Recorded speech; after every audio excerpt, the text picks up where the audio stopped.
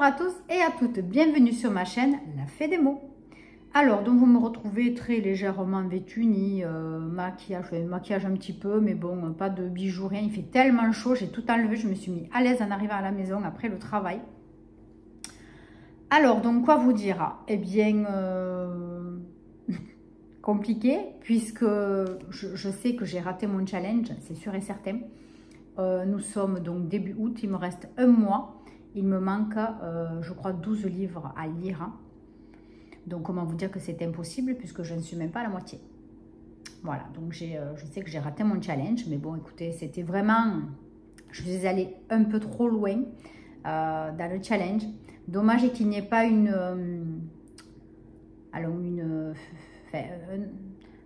autre étape intermédiaire entre 12 livres et 24 ou 22 livres. Ça fait beaucoup entre, du coup. Mais bon, c'est pas grave. C'est un challenge, c'est personnel. Je me suis pas mis la pression. Bon, c'est pas fini, mais bon, c'est sûr et certain, je ne pourrai pas y arriver. Même si bientôt je suis en congé. Mais voilà, je sais que je ne rêve pas. Je ne vais pas passer mes journées entières à lire.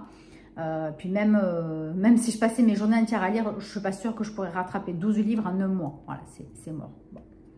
Donc aujourd'hui, nous sommes le 1er août et je vais vous parler des 3 dernières lectures que j'ai faites et très rapidement sur mes lectures audio et livres papier en cours. Alors, donc j'ai lu, alors je me suis dit, ben justement, je vais essayer d'avancer donc en lisant des livres assez petits, même comme ça, voilà. Donc, le premier dont je vais vous parler, c'est Le Passager de Patrick Sénéchal. Le second, on va parler de Cynthia Kafka avec Le Sourire au livre. Et le troisième, c'est de Momalo Ranak. Alors, donc pour Le Passager de Patrick Sénéchal, j'avais déjà entendu parler de cet auteur. C'était par Séverine. C'était par Séverine. Alors, du coup... On va parler de Étienne. Étienne qui est un trentenaire qui vient d'être largué par sa copine et qui habitait à Montréal, il me semble. Et donc il se fait larguer, il déprime. Et puis bon, il décide de changer de poste de professeur. Et donc il va se rapprocher donc de sa ville natale, donc de chez ses parents, à Drummondville. Donc il est accepté donc à ce poste assez prestigieux quand même de professeur.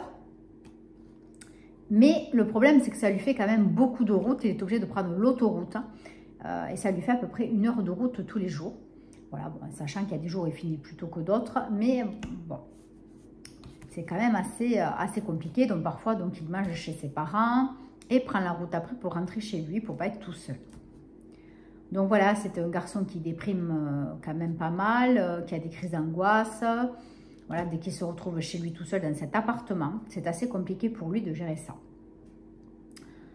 Bon, et puis à force de faire cette route pendant quelques temps, il s'aperçoit qu'il y a un autostoppeur qui est tous les jours à la même heure, le matin et le soir, donc est en train de faire du stop, d'autostop. Alors, d'entrer quand même dans ce bouquin, qui fait que 200 et quelques pages, on est quand même dans une ambiance assez malsaine. On sent qu'il y a quelque chose qui va vite basculer. L'auteur nous maintient, mais très rapidement dès le départ. Voilà, donc un jour, il craque. Il va totalement contre ses principes et prend cet autostoppeur. Donc rapidement... ils s'entendent très très bien. L'heure se passe vraiment de façon très sympathique. Et ils se donnent rendez-vous le lendemain pour évidemment le récupérer si c'est possible. Voilà. Étienne lui dit à cet autostoppeur, je ne sais plus d'ailleurs comment il s'appelle, je ne me souviens plus. À ce jeune homme, donc il lui dit, écoute, si je passe et que tu fais du stop, je te prendrai. Mais voilà, on est toujours dans une ambiance vraiment glauque. on s'attend à ce que l'autostoppeur lui saute dessus pendant la conduite, on s'attend à plein de choses, mais pas à ce qui va arriver après, réellement. Et au fur et à mesure de leur conversation et des jours qui passent, certaines choses voilà, lui donnent la puce à l'oreille. Il y a des trucs qui se passent, qui sont assez étranges.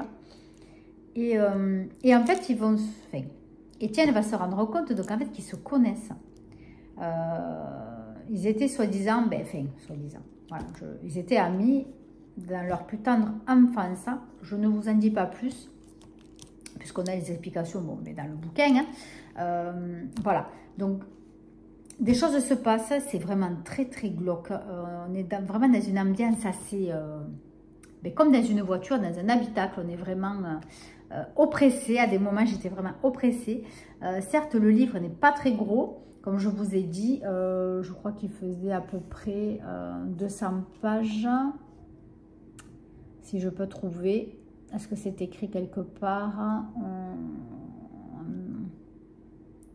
Ah ben, je l'ai lu en version e-book, donc je ne l'ai pas en format papier. Bon, c'est pas grave. Mais voilà, c'était à peu près ça, c'était pas un très très gros livre, donc je l'ai lu assez rapidement. Voilà. Donc, écoutez, moi, j'ai beaucoup aimé Patrick Sénéchal. Et j'ai vu qu'il avait fait d'autres bouquins. Donc, pourquoi pas un jour retenter l'expérience avec un autre de ses livres. Puisque, bon, voilà, j'aime bien découvrir de nouveaux auteurs. Après, il n'est pas nouveau. Hein. C'est un livre qui a été édité en 2005. C'est pas récent. Mais voilà, je ne connaissais pas du tout cet auteur, sauf vite fait par Séverine de « Il est bien ce livre ». Donc, je vous le recommande si vous voulez une lecture rapide, attrayante, intéressante et qui vous tient en haleine quand même. Voilà, donc oui, vraiment vous tient très très bien en haleine. Et alors, le final est fantastique, vraiment. À un moment, je m'en suis un petit peu doutée de ce qui allait se passer, mais c'était pas sûr à 100%. Mais c'était vraiment bien écrit, donc j'ai beaucoup aimé la plume de Patrick Sénéchal et je vous la recommande. Ensuite, j'ai lu Le sourire au livre de Cynthia Kafka. Donc pareil, je vous le mettrai en photo ici puisque je l'ai prêté à une jeune fille pour qu'elle puisse le lire. Alors, donc Cynthia Kafka qui fait, ben, je pense que vous connaissez plus ou moins quand même, est une autrice donc française qui fait plutôt dans le genre feel good, qui n'est pas trop mon style. Mais en ce moment, j'essaie un petit peu de couper et de ne pas lire forcément que des thrillers, des policiers, d'être toujours dans cet état d'esprit quand même un peu angoissant. Parce que je me suis rendu compte que quand même, ça pouvait me peser sur pas mon moral, mais voilà, il faut que je coupe. Voilà, il faut que je coupe. Donc, Cynthia Kafka, je l'ai découverte donc, au Salon du Livre à Narbonne, je vous en ai déjà parlé. Et j'aurais pu, c'est dommage, j'aurais pu vous lire le petit autographe qu'elle m'avait écrit, la dédicace, mais bon, j'ai pas le livre. Mais ce jour-là, donc quand je l'ai rencontrée, bon, j'avais une petite robe très légère, il faisait très très beau, fin mai. Et j'avais des grosses boucles d'oreilles créoles avec un magnifique papillon coloré et des petites pampilles. Et donc, elle m'a fait une dédicace en me mettant, pour la jeune fille aux boucles d'oreilles papillons, surtout rappelez-vous-en, quelque chose comme ça. Je me suis dit, peut-être qu'elle en parlera sur un prochain bouquin, ou enfin, je ne sais pas pourquoi elle m'a mis ça. Évidemment, je l'ai lu quand elle rentre à la maison, hein, mais j'ai trouvé ça trop, trop sympa. Alors, donc, le sourire au livre, ça parle encore une fois de personnes qui sont touchées par un drame, gros drame. Là, notamment, une jeune fille, donc qui habite avec sa mère, ses deux demi-frères qui sont jumeaux et son beau-père. Donc ses parents sont divorcés, enfin ils sont séparés depuis elle était bébé, hein. Même je crois qu'elle était même pas née quand ses parents se sont séparés. On connaît au fur et à mesure du livre les détails de la séparation.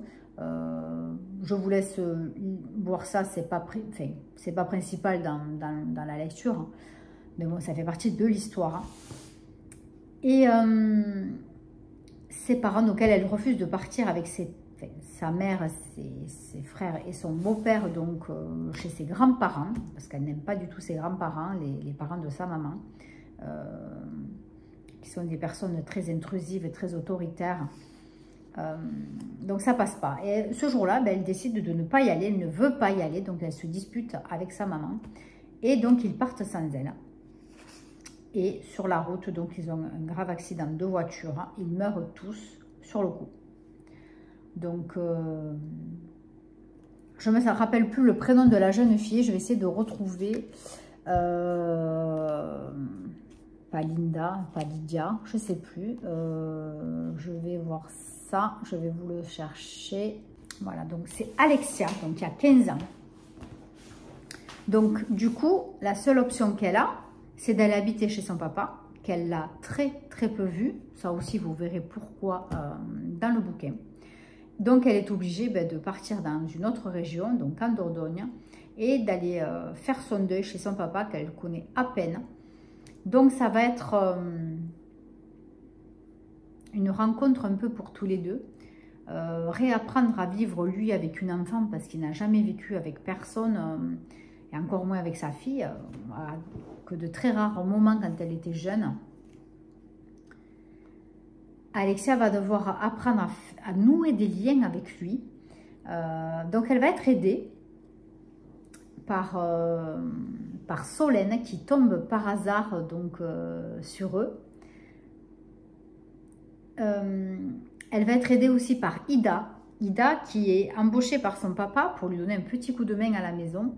Lui est totalement débordé par tout ce qui se passe.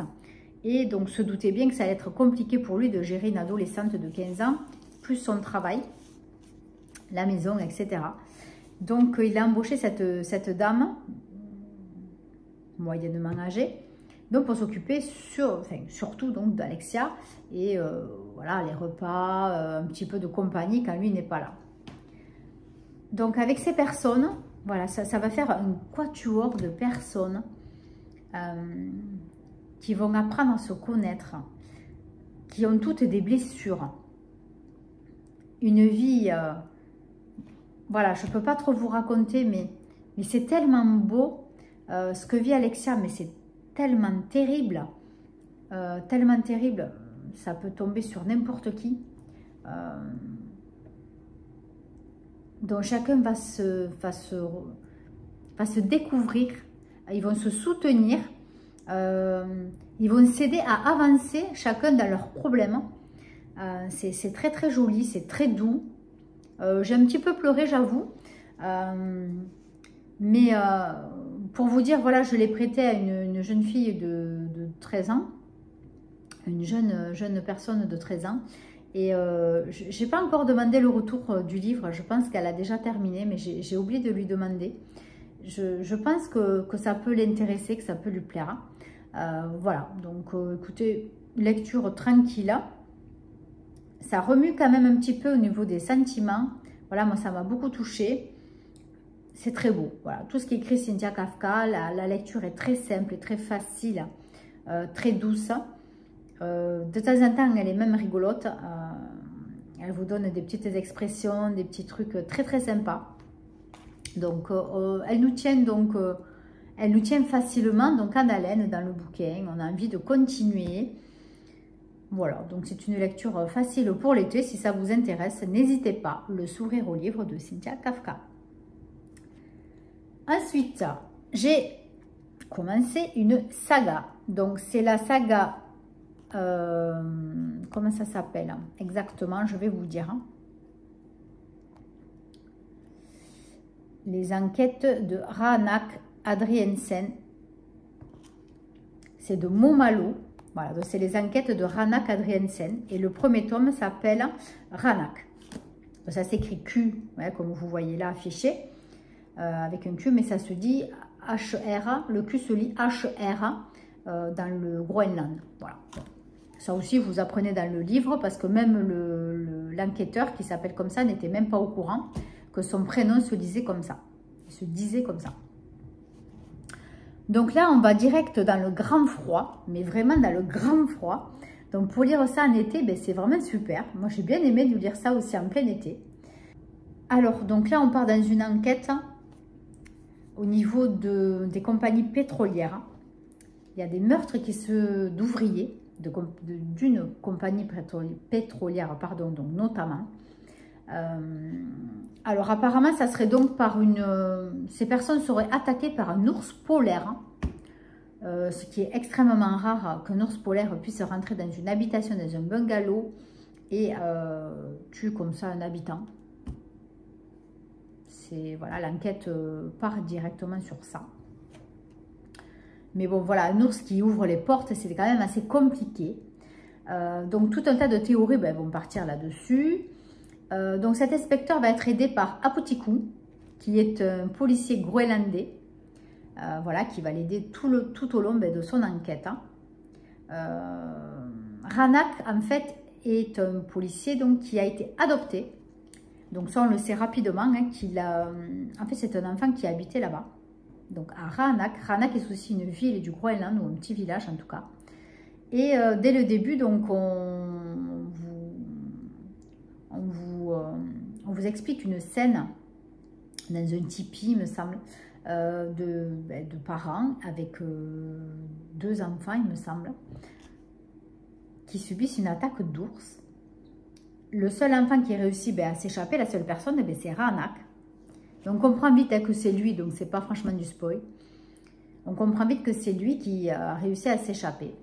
Et bon, on n'a pas les détails au début, mais on sait après, du coup, presque vers la fin du livre, comment ça s'est passé pour lui après. Donc on sait qu'il a été adopté donc, par un couple dont la mère donc est une mère adoptive, est un flic, un super flic. Donc alors je me rappelle plus si c'est aux États-Unis, là j'ai zappé. Je sais plus dans quel pays, non je crois pas. Hein. En Angleterre non plus. C'est un pays qui est proche du Groenland, mais je ne sais plus, là j'ai zappé. Je ne sais même pas si c'est marqué là. Non, c'est pas marqué là, je me souviens plus. Bon, c'est pas trop d'importance. Donc du coup, voilà, il se retrouve à enquêter. Il est envoyé donc là-dessus, donc au Groenland pour enquêter. Et évidemment, il va lui arriver, voilà, tout un tas d'aventures, plus ou moins dangereuses, puisque là c'est dans le grand froid. Il fait encore plus froid que de là où il vient. Il va aussi découvrir ses origines. Il va découvrir des gens de sa famille. Là, je ne vous dis rien aussi parce que vous allez découvrir dans le bouquin. Voilà, il va découvrir des choses importantes donc sur son équipe aussi de flics.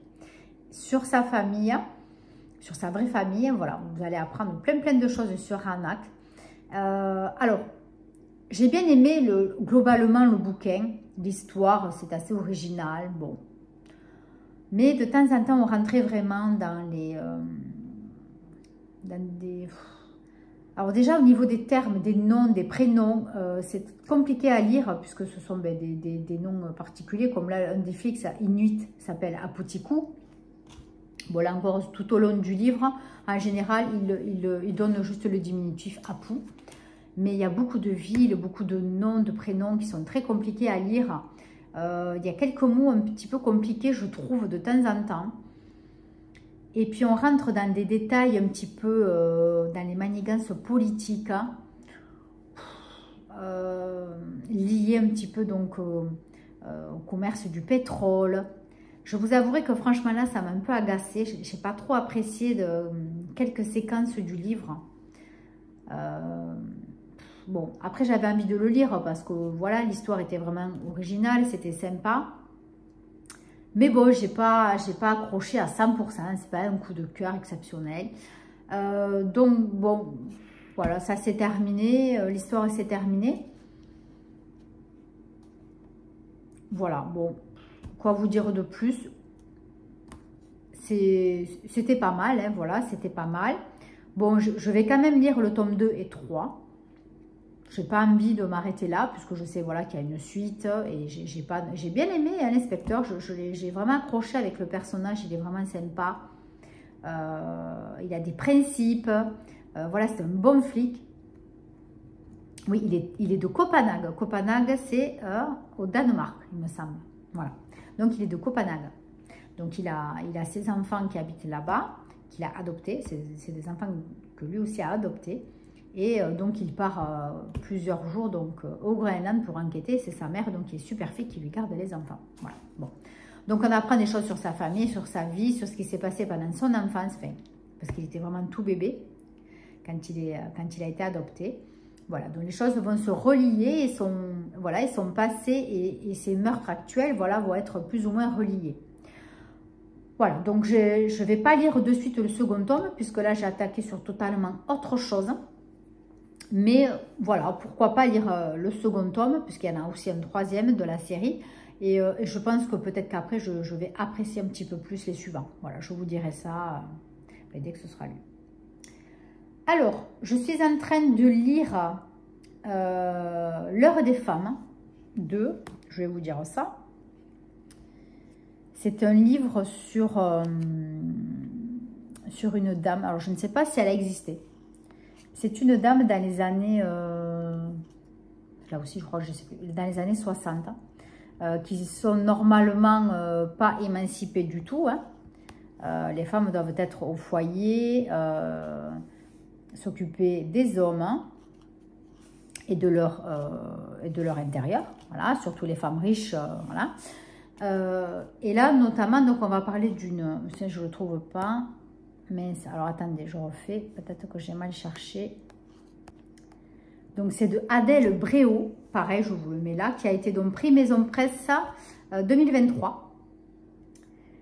Donc oui, ça se passe à Paris en 67. Donc Ménie va avoir à peu près 50 ans. C'est une, voilà, son mari est un homme politique, voilà, quelqu'un de très haut placé. Donc ils ont beaucoup d'argent, hein, ils ne sont pas en manque. Hein. Et donc elle a envie de faire quelque chose pour les femmes. Elle s'investit énormément dans tout ce qu'elle peut faire. Et puis elle va décider, ben voilà, d'écrire des articles dans un journal. Elle va être embauchée. Et donc son mari la laisse faire, il est très content qu'elle soit épanouie, qu'elle fasse ce qu'elle a envie, ce qui est très rare d'ailleurs à cette époque-là. Et donc voilà, on apprend au fur et à mesure, donc elle va après faire des émissions à la radio, donc c'est RTL de l'époque, voilà. Elle va parler donc aux auditrices, elle va parler aux femmes, voilà, donc moi j'y suis pas tout à fait encore là. Je suis que dans la page 50 et il fait, je crois qu'il fait 300, 400 pages. Voilà, bon. Donc, d'après ce que j'avais compris, c'est cette Ménie donc, va aider les femmes par la radio à les aider à surmonter leurs problèmes de femmes, tout ce qui peut leur arriver. Mai 68 arrive en plus, puisque là, c'est en 67, le début du livre. Et tout, voilà, tout ce qui va se passer, le déchaînement de la femme, la libération de la femme. Donc, je pense que ça va être un livre très, très, très intéressant, surtout pour nous les femmes. Ça va être vraiment... et je me demande même si ça n'a pas existé en vrai. Je ne suis pas sûre. Hein, mais c'est Ménie Grégoire. Voilà, elle s'appelle Ménie Grégoire. Mais je pense que c'est vrai. Je pense que c'est... apparemment, c'est la grand-mère de l'autrice. Et oui, apparemment, c'est vrai. Ouais. Je lis un petit résumé vite fait, je ne veux pas vous spoiler. Mais ouais, apparemment, cette personne aurait existé et ça serait donc la grand-mère de Adèle Bréau. Voilà. Qui a fait énormément de choses donc, pour la gente féminine et la condition des femmes. Donc voilà, il me tarde vraiment de m'y replonger. D'ailleurs, quand j'ai fini cette vidéo, je ne sais pas si je vais pouvoir, j'ai du ménage à faire. Hein, mais je vais essayer de me caler un petit moment, une petite demi-heure pour me reposer un petit peu et continuer ma lecture. Hein. Et donc là, je suis dans un moment où on parle de certaines femmes donc, dans le livre qui vont être, je pense, après amenées donc, à être aidées par Ménie. Et c'est dur en fait la condition des femmes à l'époque, parce que même si elles n'avaient pas de travail comme nous maintenant, on n'a pas un vrai travail comme actuellement, mais s'occuper de tous les enfants, parce qu'elles n'avaient pas qu'un enfant à l'époque, elles en avaient toutes plusieurs, les repas, les conditions difficiles l'argent qui manquait, etc. Voilà, elles avaient énormément de travail dans leur maison, elles n'avaient pas d'électroménager comme nous pour nous aider, elles n'avaient pas d'aspirateur. Enfin, vous voyez, c'était vraiment une autre époque. Certes, c'était différent. Les femmes n'étaient pas émancipées, donc elles n'avaient pas des loisirs comme nous maintenant on peut avoir, aller au sport, aller faire des magasins. Enfin, vous voyez, c'était la couture, c'était le tricot, c'était faire faire les repas. Enfin voilà, s'occuper très bien des enfants, la maison toujours impeccable. Enfin, voilà. Et donc là, je viens de lire une séquence sur une femme qui a accouché récemment, il y a un mois, elle a accouché donc, de son dernier bébé, et c'est donc le 4e enfant, ou le 5e, je ne sais plus. Et elle a des fortes douleurs à la poitrine, dont un sein sur lequel elle a un abcès. Elle nourrit encore ses 2 derniers enfants, dont le dernier forcément puisqu'il a 1 mois, et elle nourrit le dernier qui a 10 mois, donc je pense que c'était un retour de couche. Et donc elle a un abcès, donc elle a très très mal, mais elle ne se plaint pas, elle ne crie pas, parce que apparemment ça fait d'affreuses douleurs, un abcès au sein, ça doit être terrible. Et elle supporte ça dans le silence. Et le matin, son mari se réveille, qui n'a vraiment pas de considération spéciale pour elle d'ailleurs, qui lui palpe les seins, mais sans faire attention à sa douleur. Il ne cherche même pas à comprendre, elle a les seins rouges, notamment un. Avec cet abcès, c'est terrible, ça lui fait très très mal. Et il la prend en plus, mais vraiment sans précaution, sans rien, alors qu'elle a accouché il y a à peine 1 mois. Donc. Et puis elle subit ça dans le silence. Enfin, mais c'est une scène... Oh là là, ça m'a tordu les tripes. J'avais envie de me retourner, d'en coller une au mec, mais tire-toi, quoi, laisse-moi tranquille. Et c'est ça qu'elle aurait aimé lui dire, laisse-moi tranquille. Ah, mais c'est terrible, elle vit ça. Et puis quand c'est fait vite, il faut qu'elle... Voilà, faut faire le café, il faut que tout soit prêt, il faut que le déjeuner soit prêt. Enfin, elle n'a pas le temps de se remettre de quoi que ce soit. Voilà, donc j'en suis là. Et vraiment, j'accroche bien. Voilà, le style de lecture, d'écriture est très sympa. C'est entraînant. On sait que voilà, on va vers un destin de femme atypique, vraiment très intéressant. Voilà, donc je vous dirai ça, je vous en raconterai un petit peu plus la fois prochaine. Donc j'écoute en ce moment en audio dans la voiture, donc j'écoute l'affaire Clara Miller, qui est le tome 1 de Olivier Ball. Donc c'est une série Paul Green. Paul Green donc est un journaliste, donc je ne savais même pas que c'était un tome 1. J'ai pris celui-ci vraiment au hasard, enfin au hasard, j'en avais entendu du bien. Donc je ne sais pas combien du tout il y en a dans la saga. Je vous dirai ça aussi quand j'aurai fini. Donc du coup, on parle de meurtres qui se sont... en fait, des personnes ont été... des femmes, évidemment, ont été découvertes donc, dans un lac qui s'appelle le lac des Suicidés. Voilà, donc elles sont découvertes en plusieurs fois, ça se passe en des temps différents. Voilà, donc on appelle ce lac le lac des Suicidés, puisque apparemment chaque fois les femmes qui sont retrouvées mortes sont concluent à un suicide. Hein. Voilà, elles ne cherchent pas plus loin chaque fois au niveau de la police. Hein. Et donc, entre-temps, voilà, on nous parle du personnage principal, donc, qui est Mike Steele, qui est une rockstar immensément connue aux États-Unis, qui habite dans une forteresse proche d'ailleurs de ce lac, à Lost Lake.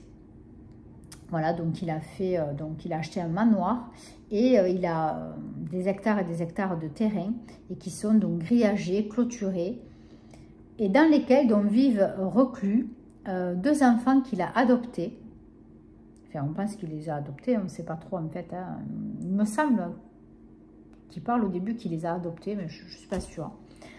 Enfin, je crois pas, parce que c'est quand même ses vrais enfants. Donc, je pense qu'il a dû... Ça, c'est moi qui dis. Hein. Peut-être que c'était une mère porteuse ou quelque chose comme ça.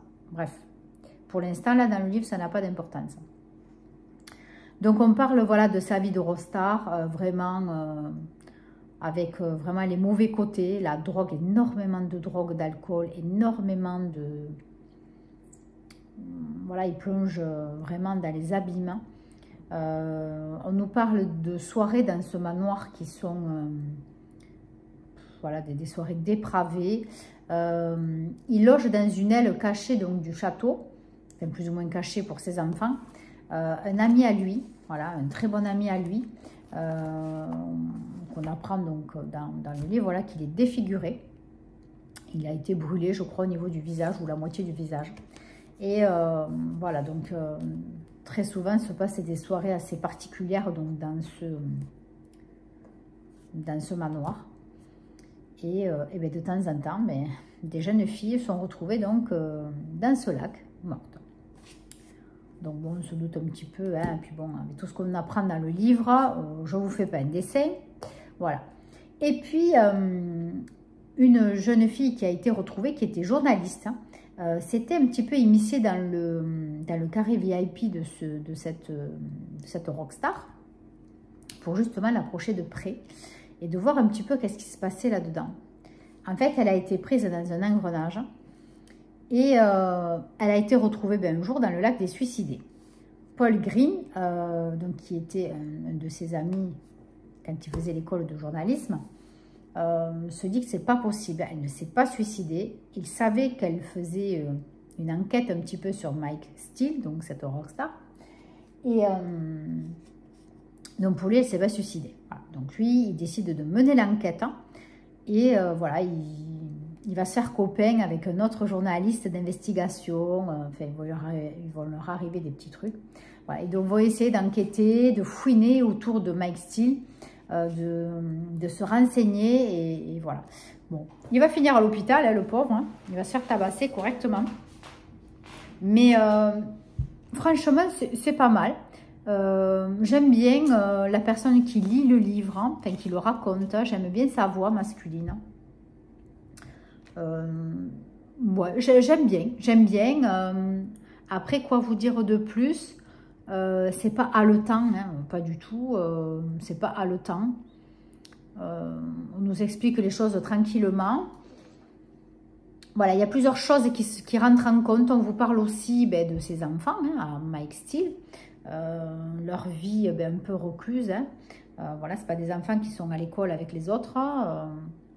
Et puis après, on vous parle d'eux quand ils sont plus grands. Voilà, donc c'est en double temporalité. On vous parle de leur vie après. Après quoi, on ne sait pas trop, mais après on apprend un petit peu. Donc je ne veux pas vous dire si vous voulez le lire ou l'écouter. Mais voilà, ces enfants ont une vie après pas très reluisante.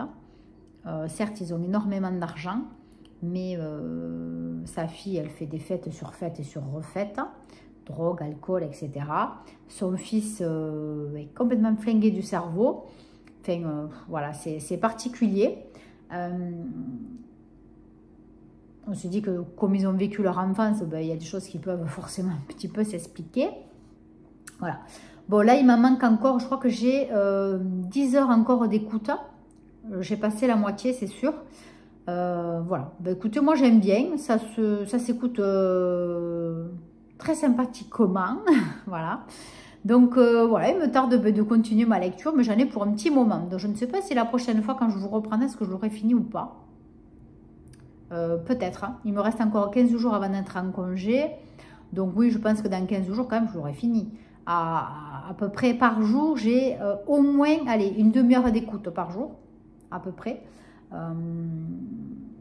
Ouais, une demi-heure, pas 3/4 d'heure, hein, mais allez, entre demi-heure et 3/4 d'heure. Allez, j'ai 20-25 minutes de route aller et pareil, retour. Et des fois, retour, j'ai un peu plus, mais bon, des fois, je n'allume pas de suite.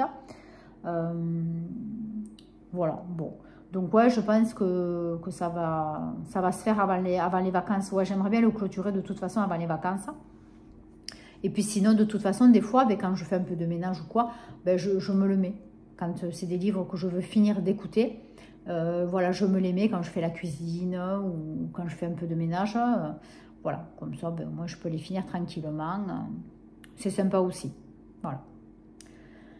Voilà, écoutez, c'est tout pour cette revue lecture. Hein. C'est déjà pas mal. Je ne sais pas combien de minutes on est, mais je vais essayer de raccourcir au maximum parce qu'après, j'ai des soucis de téléchargement. Chez moi, c'est hyper long. Voilà. Puis voilà, je ne veux pas que ce soit trop long pour vous non plus, que ce soit un peu ennuyant. Donc sur ce, ben, dites-moi si vous avez lu certains de ces livres ou écouté en audio, hein, peu importe, parce que vous en avez pensé. Je vous mets en barre d'infos les livres dont on a parlé aujourd'hui.